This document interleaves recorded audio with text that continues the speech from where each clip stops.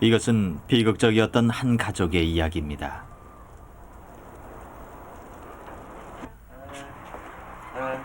욕봤지? 고생했네. 최기선 씨와 이우벅선 씨, 사연 많은 부부가 사는 곳입니다.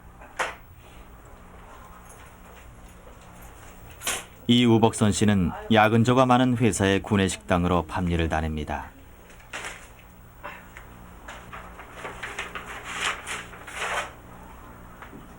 남편 최기선 씨는 늙은 아내 고생시키는 것 한 가지만으로도 면목이 없는 사람입니다.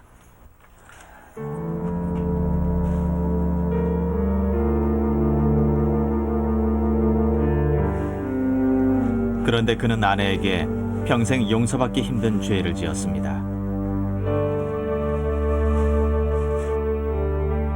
이우벅선 씨는 그냥 평범한 행복을 꿈꾸던 보통 아내였습니다. 하지만 세월은 그녀를 곱게 놔두지 않았습니다. 이야기는 그녀가 32살이었던 30년 전으로 거슬러 갑니다. 막내 아들이 3살 되던 해 베트남으로 돈 벌러 간 남편이 20년 동안 돌아오지 않은 겁니다. 알 길도 없으니까 이제 제사로 지내고 이랬지 이제. 예. 제사를 지냈어요? 예, 8월 추석에 이제 제사를 모시지. 그래놓고 음식을 차리나 안 하고 아무도 없는데 내 혼자서 향불 피하나 놓고는 오기 아버지가 진짜 죽었으면은 그 모린 거는 많이 싸가가고 추진 거는 많이 먹고 가라고. 예. 그랬지요. 그런데 그냥 이상스럽게 그냥 눈으로 안 본 것인게 그냥 몸에서 그냥 막 두드리 있는 거면지 그냥 오싹오싹해요.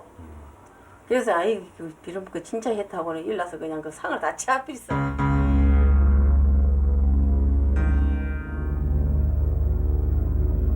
죽은 줄 알고 제사까지 지내던 남편이 살아온 것은 1987년. 베트남 공산화 이후 12년간이나 억류됐다가 한국인으로는 최후로 풀려나 돌아온 겁니다.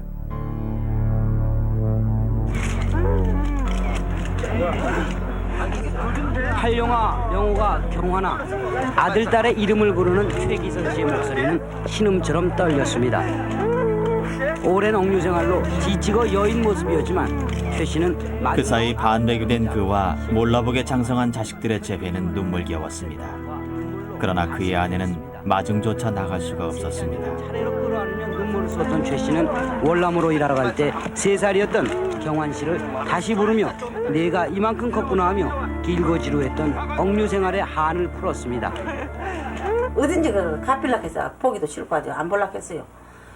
자기가 내 말만 들으시면 뭐 그런 신세가 안 되고 한국에서 얼마든지 부자로 살 수가 있는데 괜히 고집 부리고 가가지고 내 신세를 갖다 내 청춘을 안전하게 그냥 저 남자가 짓밟아 버리지 앉아. 그래갖고 내가 참말로 자식들 욕심이 많으니까 내가 이렇게 살았지요.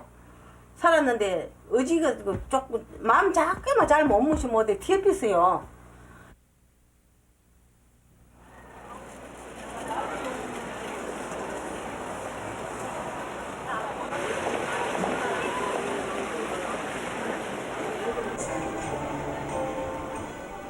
그리고 또 10년이 지난 오늘, 그녀는 공항에 나가 얼굴도 모르는 남편의 딸들을 기다립니다.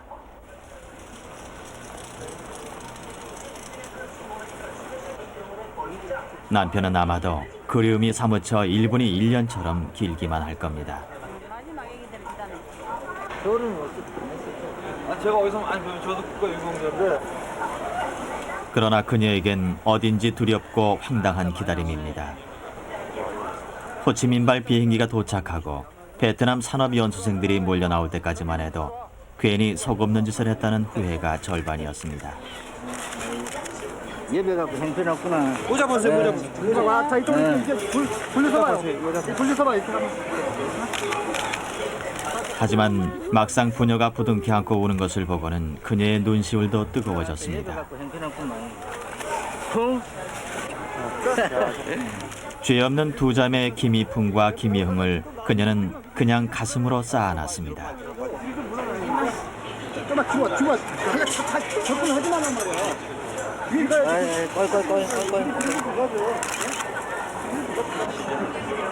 자, 누가 왔어요, 엄마가? 알아보내 아버지. 따님들한테 좀 해주고 싶은 말 있으면 뭐가 있겠어요?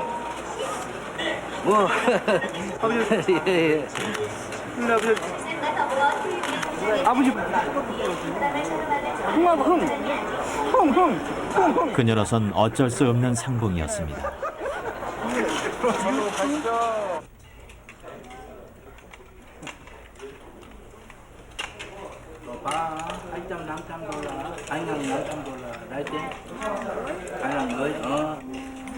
남편 최기선 씨는 귀국 후에도 한동안 베트남에 남은 가족과 소식을 주고받았습니다.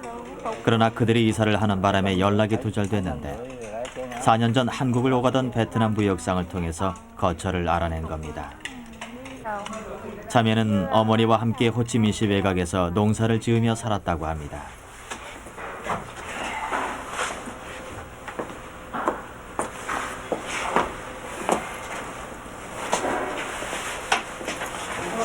고생이 말이 아니었을 겁니다. 그녀는 헛겹 단체복을 입고 온 자매에게 두툼한 새 옷 한 벌씩을 사입혔습니다.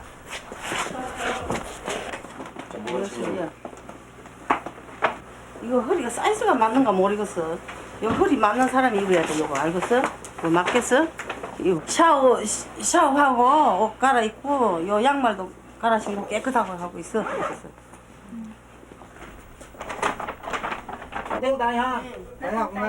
라이따이한의 경우 한국 외국인 산업연수생 자격 심사를 통과하기가 어렵습니다.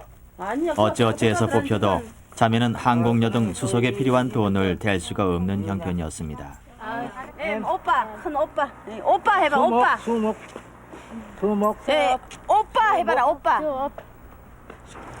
아버지의 심정을 헤아린 장남 파령 씨가 비용을 부담하고 중소기업 중앙회가 현지 송출업체에 청탁을 해서 이루어진 일입니다.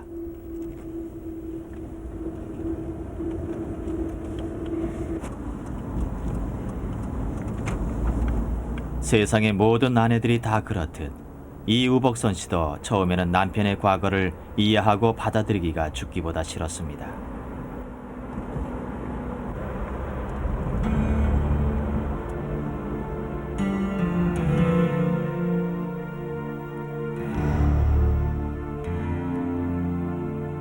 남편이 돈을 벌러 베트남으로 간 건 30년 전인 1968년입니다.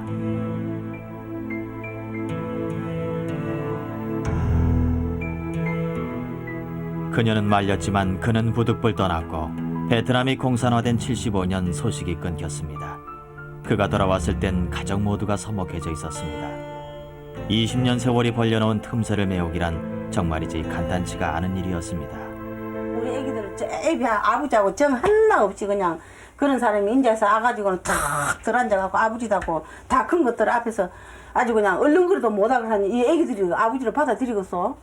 나는 할 수 없이 받아들였지만은 이 한국 실정도 모르고 그따야 그거 이따 안 하는 게 그냥 소리나 지르고 그냥 이거 뭐 이 세상 돌아가는 줄도 모르는 사람이 애기들만 막 오고를 질러하고 막 그래요. 그래서 내가 여보, 예, 당신 나 말 잘 들어. 이게 지금 한국이고 우리는 우리 가족이니까 당신을 내가 여하튼 주면 주는 대로 먹고 나 하는 대로 가만히 있어야 돼. 당신 이렇게 하면 우리 가정이 깨진 게 제발 이 큰 소리 치지 말라고. 20년 동안 떨어져 살았고 내하고 그 생활 상태하고 내가 20년 후에 나와갖고 보니까 생활 상태하고 틀린단 말이에요. 그게 애들 해는 행동, 애들 뭐 버릇이 구는 거 그것도 자꾸 이야기하고 지적하고 멱돌을 내보도록 저 엄마가 키를 길러칠게 그런 것도 자꾸 거슬린다고 눈에. 그러면 이제 걔들 보고 이야기하면 반발해버려요. 애기들이 그러면 아버지가 없이 살아나는 게 그는 버르장머리도 없는 짓거리도 하고 이러지. 아버지가 20년이나 아이 그냥 빈집이 당신이 딱 들어앉아갖고 뭐 이리 가지 마라 저리 가지 마라 이런다고 아이고 아버지 그러랍니다. 이럴 사람이 누가 있겠어요?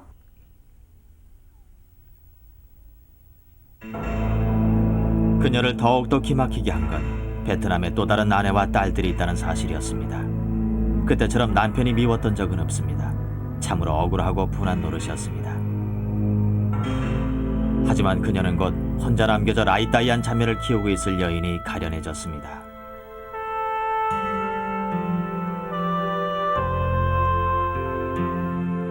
사남매를 장성하도록 혼자 키워온 자신의 처지와 다를 바 없기에 그 여자를 차마 미워할 수가 없었습니다. 여자 혼자 힘으로 자식을 키운다는 것이 얼마나 고단한 일인지 알기에 그녀는 체념하고 남편을 닥달했습니다. 그래서 뭐 애기들이 뭐 중년이 산이 해도 지금은 내가 못 먹고 살고 있는데 정신 캘리 여유도 없고 솔직히 돈도 없고 당신은 알다시피 이러니까 그대로 그냥 묻어놔 놓고 있는 줄이나 알고 연락이나 하고 여하튼 돈을 버리라. 나도 돈 버리고 당신도 돈 버리고 우리 자식들이 잘 버린다고 그 애기들 도와주고서 그거는 천만의 말씀이니까 당신 버리고 내 버리고 이래갖고 여하튼 그 애기들 돈이 있어야 구조를 하고 도와주지. 돈 없이 뭐 절대 이건 아무것도 안 되니까 여하튼 뭐 피곤하다고 하지만 댕기면서 돈 벌었겠지요. 그러니까 뭐 모든 거 무릅쓰고 댕기면서 자기도 열심히 했어요 이때까지. 결정적으로 그녀의 마음을 움직인 건 월남의 어린 두 자매가 보내온 편지였습니다. 남편이 억류돼 있던 12년간 옥바라지까지 했다는 딸들인데 억지로 막는다고 해서 갈라질 핏줄이 아니라고 판단한 겁니다. 편지가 사진이 왔더라고요. 근데 애구줄줄하게 그렇게 편지로 쓰고 그 사진도 갖고 근데 자기는 바삭고 이래도 돼. 그런데 이제 그래 샀길래 내가 편지 내용을 보셨어요? 예, 그 내용을 내가 아무도 없을 때 살짝 봤지. 보고는 앉아 보니까 애가 그렇게 그냥 기가 막히게 써놨더라고. 그래서 아이고 이거 안 되겠구나. 이거 그냥 이것이 그냥 넘어갈 일 아니더라고. 이래서 그냥 괜히 그냥 짬이 안 오대요. 그 나라가 망해갖고 그래가 있는데 그 오직이나 그 저가 아버지를 기다리고 그냥 그 분명히 지도 저가 아버지인데 그 우리 자녀는 저가 아버지 부해나 뭐 아버지로 올라가서 살았으라고 그러고 달라더요. 그래갖고는 그래갖고 이제 어찌 알았는데 이제 이번 일에 이제 이래갖고 이제 돈 좀 보내자 해서 샀길래 내가 그러시오 한 100만 원 우선 주고 애기들을 지금 듣고 나올 수만 있으면 그 어떻게 해갖고 요 보면 얼른 애기들 나오더라고요. 보면 그래서 그런 게 당신 애기인게는 자꾸 어디 연락도 해보고 해보라 했어요. 하면 돈 버리는 거는 많이 없어도. 연수생들이 기업체에 배치되던 날 자매는 특별히 아버지가 사는 광주 시내의 한 직물 공장에서 연수를 하도록 배정됐습니다. 중국에서 온 연수생들도 여럿 있는 곳입니다. 잘하고 돈 많이 벌어갖고 저기 얼라면 엄마한테 가려면 열심히 일을 해야 돼. 남똑과 라이땡 유뉴 응? 니 베남 산업연수생 근무 규정상 집에서 함께 지낼 수는 없습니다. 남편도 자매도 그게 서운하는지 모릅니다. 남너 하지만 여기서 더 욕심을 내는 건 아내한테 너무 미안하고 가혹한 일이라고 생각할지 모릅니다. 무아다이 마 옹주라 할머니 어다이 람 저 오 적죠 홍보 뭐 가서 오 적죠 가서 신경이야 리 베나마 마는 뭐지 남지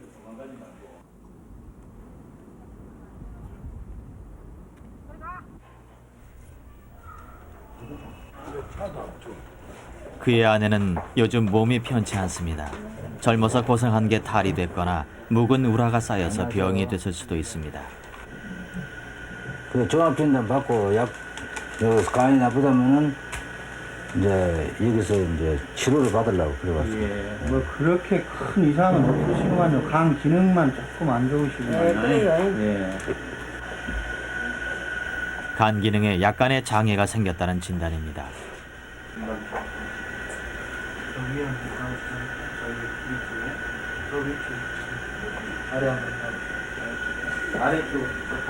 큰 병은 아니라서 다행이지만 그는 그것조차도 자신의 죄 같아서 민망하기 짝이 없습니다.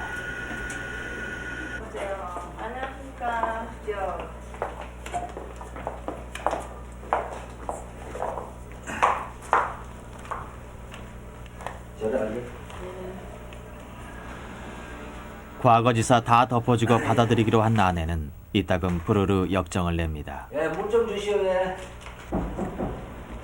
네 애기들 여기 이제 데려다 놨다고 해서 다 된 일이 아니에요. 애기들 데리고 와서 내가 정부치게 해주고 애기들 더 좋게 해주고 그 우리가 이제 할 업무가 따로 남아 있어. 당연히 그렇게 악수 이러면 이제 진짜는 안 본다니까 이제. 알겠어? 이 자리에서 말해 얼른. 알았어.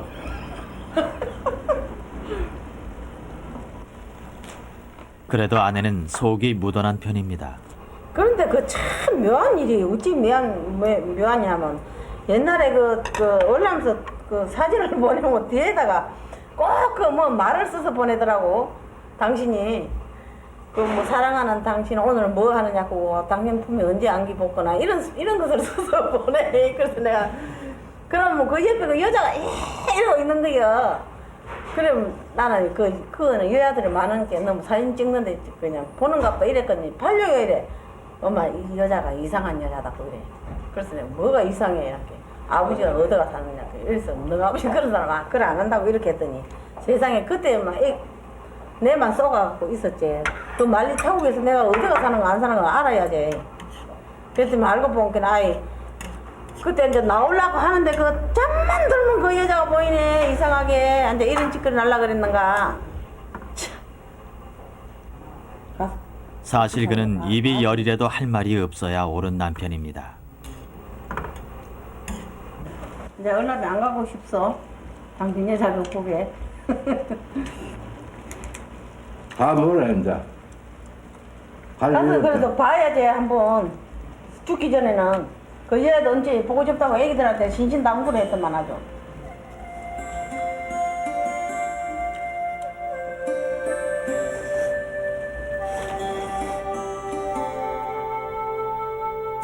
참 궁한 변명이지만 그 시절 그는 사면초가였습니다.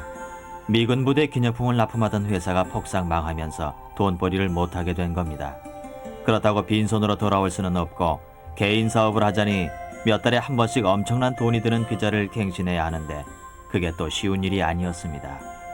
한 달에 보통 그때 돈은 60만 원씩 내놔야 됐어요. 60만 원이면 우리나라 돈하고 약 월남 돈이 60만 원이면 우리나라 돈은 한 100만 원 돈 됐어요. 그게 벌어가고 그거 다 털어내는 거예요. 3개월만큼 한 번 쉬어야 돼요. 근데 그것을 안 하기 위해서 월남제하고 동부 생활을 한 거예요. 예, 비자에. 차라리 그건 국내로 다시 들어오시지 그랬어요. 근데 그때는 이제 LCD 타고 많이 왔어요. 많이 왔는데 나는 그거요. 자, 지금 이 빌터털이 나와갖고 집사람한테 무슨 면목으로 들어가냐.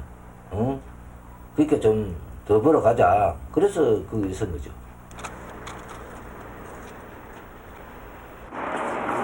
잘 갔다 와. 그러나 그것은 결코 옳은 선택이 아니었습니다. 돈벌이도 가정생활도 파탄나고 말았습니다.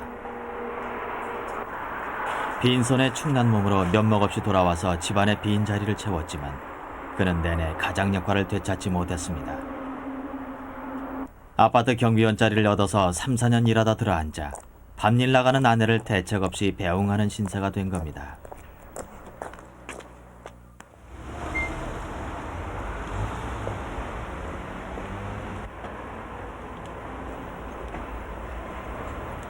이래저래 갑갑한 그는 요즘 변호사 사무실을 불이 나게 들락거립니다. 제가 월남에 12년간 업무되다 갖고 87년도 4월 30일 날 귀국한 최계선입니다. 예. 예. 12년간 농주를 됐어요. 예. 내가 12년간 업무됐는데 이거는 예. 그는 우리나라가 베트남에 억류돼 있던 그 12년 세월을 보상해줘야 한다고 믿고 있습니다. 그러나 대가는 없었습니다. 도청에서 쌀납니까 많이 찌그러 줘보고 말아봤습니다. 예. 그 후에 또 억울해서 집에 애가 발로이한테 이야기를 해가지고 걔가 또 어떻게 만들어가지고 제가 그때는 하순에 그게 억울해서 팔방에 탄원서를 내고 소송을 걸기도 했지만 모두가 허서였습니다. 오늘 저녁 딸들을 대접하기 위한 아내의 손길이 바쁩니다. 이제 동생이 둘이나 생기시게 불쌍한 것들에게 참말로 반갑게 해줘야지 뭐 할 수 있냐. 남편의 마음을 모를 리 없는 아내는 이번 일에 마음 아파하고 있을 자식들을 다독거립니다. 뉴욕이 니도 서울서 온 딸도 분간 아들들도 자매를 데려오는데 한 식구로 받아들이자는데 체념 반 아량 반 마음을 같이 해주었습니다. 아버지로서는 정말 면목이 없을 따름입니다. 최기선 씨는 직물 공장으로 딸들을 데리러 갔습니다. 자매는 재봉질로 푸대 만드는 일을 배우고 있습니다. 2년 기한으로 연수를 하고 매달 50만 원쯤 돈을 벌게 됩니다. 베트남에서는 그것도 거금이라지만 그는 딸들의 고단한 노동이 안쓰럽습니다. 들어와, 얼른 들어. 아버지에게 또 다른 가족이 있다는 사실은 김이풍, 김이흥 두 자매에게도 황당한 노릇인지 모릅니다. 새야 서울라 ăn 수목 안 ăn 솔직히 서로 인정하고 싶지 않았을 두 가족이 상대를 인정하고 사랑하는 데는 시간이 걸릴 것입니다. tôi sáu mươi á một tôi hai tôi ba tôi bốn tôi 60 tôi 60 tuổi 60 tôi làm cái này 60 tuổi ăn cái đó đó được chưa má má cái này má ba thịt heo thịt khô cay quá hay quá rồi trong quá rồi mãi mua 그 일은 누구보다도 이우복선 씨에게 많은 참을성과 아량을 요구할 것입니다. 그녀는 이왕지사 이렇게 된 일 마음을 단단히 먹습니다.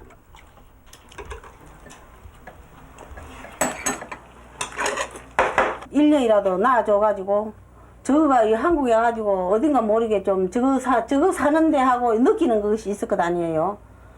이제 우리가 이제 우리 아저씨나 나나 이제 여가가 있으면 가서 뒤다 보고 요 듣고 오고 정을 붙여야지요. 정을 붙이되 저거 엄마가 있으니까 엄마가 없으면 그것이 별 문제인데 엄마가 있으니까 내가 애기들을 내가 듣고 살게 하겠어요. 나는 솔직히 그 애기들이 우리 아저씨가 나가갖고 그래가 나가갔다고 애기들을 천대주기는 싫어요. 왜냐하면 집에 사람도 없고 아들, 딸 다 나가삐잖아요.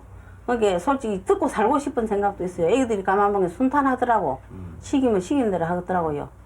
그래서 이제 그건 이제 내 욕심인데 저거 엄마가 있으니까 돈 벌이갖고 너 그거 갖고 살고 싶냐 이러면 간다고 하면 보내고 안 하고 아버지 나라에서 살고 싶다고 하면 한 3년 몇 년 벌이갖고 어디 좋은 데 있으면 결혼도 시고 싶고 이래요.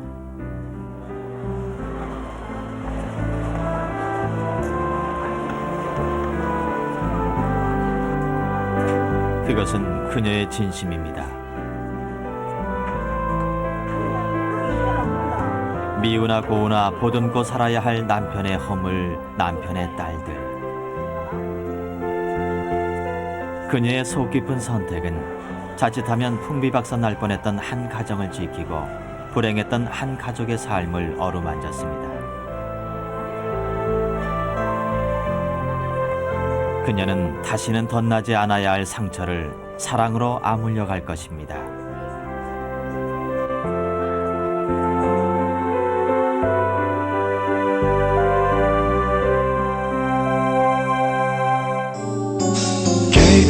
KBS 한국방송